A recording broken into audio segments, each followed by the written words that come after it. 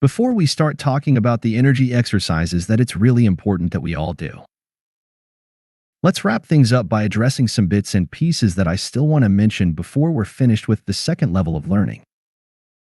One thing I need to emphasize again, because I know it's very difficult for many of us, has to do with forgiveness.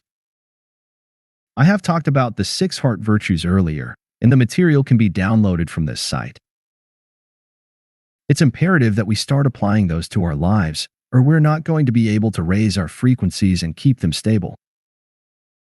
If we don't forgive ourselves and others, we will become like roller coasters. We're going to go up and down on the emotional scale and in frequency as well. We don't forgive our enemies because we all of a sudden agree with what they're doing, but because we want to let go off their energies. Otherwise, we'll continue being affected by them even in the future, and we will not vibrate on the same high level as those people who manage to master forgiveness. Also, equally important to forgiving others is to forgive yourself for things you have done which you are not proud of. If it includes saying "I'm sorry" to someone or to make amends, do so, but it doesn't always include saying or doing something for another person. You can, for example, forgive yourself for have been part of the Syrian control system, and that doesn't mean you should make amends to the Syrians, of course.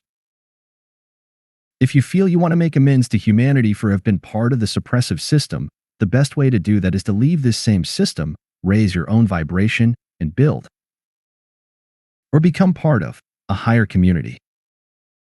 Your own thoughts and actions will inspire others. That's the way to do it. As human beings, we are here to graduate. Things are what they are, and we have lived through what we've lived through for all these eons of existence, under strong supervision of a very dark force. We can't make this force change, so the best we can do is to forgive them and move on, and not judge them. You see, we don't need to. They will judge themselves, and some of them are already breaking out of their own prison. Let's think about it. Which would be harder? For we humans to break out of the prison the Syrians have created for us, or for the Syrians to break out of their own suppressive system? I would instantly say the latter. Still, there are those who have, the Pleiadians being some of them, while random beings from their society are breaking out just by feeling our new increased human vibrations. There is no better way to help than to work on ourselves. How many times have I said that now?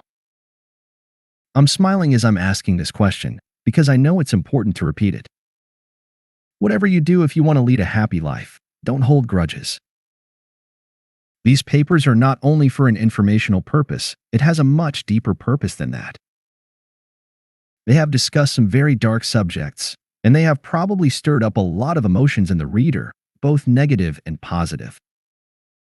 Many probably have felt a great deal of anger when they realize what mankind has had to suffer in the hands of the gods.